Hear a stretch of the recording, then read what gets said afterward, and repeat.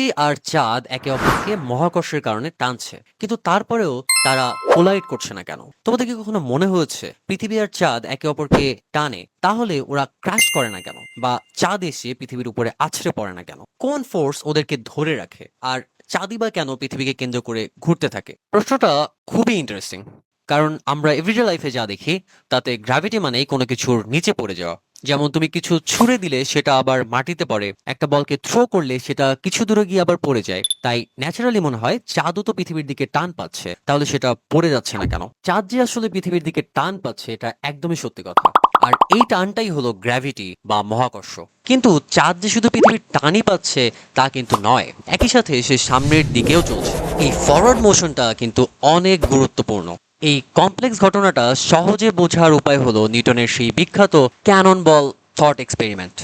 Imagine করো তুমি এক পাহাড়ের চূড়ায় দাঁড়িয়ে একটা বল ছুঁড়ে দিলে। হালকা জোরে ছুঁড়লে বলটা কিছুটা দূরে গিয়ে মাটিতে পড়ে যাবে, আরো জোরে ছুঁড়লে আরো দূরে গিয়ে পড়বে। আমরা যদি আরো জোরে ছুঁড়ে দিই, বলটা আরো দূরে গিয়ে পড়বে। এভাবে আমরা যদি স্পিড বাড়াতে থাকি, তাহলে এমন একটা সময় আসবে যখন বলটা নিচে পড়তে পড়তেই পৃথিবীর পৃষ্ঠ তার নিচ থেকে বেঁকে যেতে থাকবে। তখন বলটা মাটিতে পড়ার আগেই পৃথিবী যেন তার নিচ থেকে সরে যাবে। ফলে বলটা পড়তে থাকবে ঠিকই, কিন্তু কখনোই মাটিতে ধাক্কা খেয়ে মাটিতে নেমে যাবে না।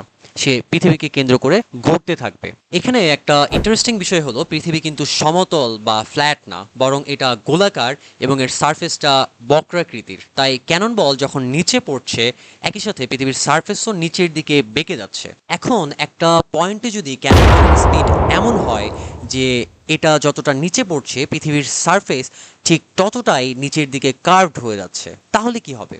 তখন কিন্তু ক্যানন বল আর মাটিতে পড়বে না, সে পড়তে পড়তেই পৃথিবীকে মিস করতে থাকবে। আর তখনই সে পৃথিবীর চারপাশে ঘুরতে শুরু করবে। এই যে ক্যানন বলটা কন্টিনিউয়াসলি ফল করছে কিন্তু সে কখনোই পৃথিবীকে টাচ করতে পারছে না, এই কনসেপ্টটাই হলো অরবিট। নাসা এটাকে কন্টিনিউয়াস ফ্রি ফল হিসাবেও ব্যাখ্যা করে। চাঁদের ক্ষেত্রেও এসেনশিয়ালি এটাই হচ্ছে। পৃথিবী গ্র্যাভিটির কারণে চাঁদকে সবসময় নিজের কেন্দ্রের দিকে টানছে। এই ইনওয়ার্ড পুলটাই হলো সেন্টিপিটাল ফোর্স।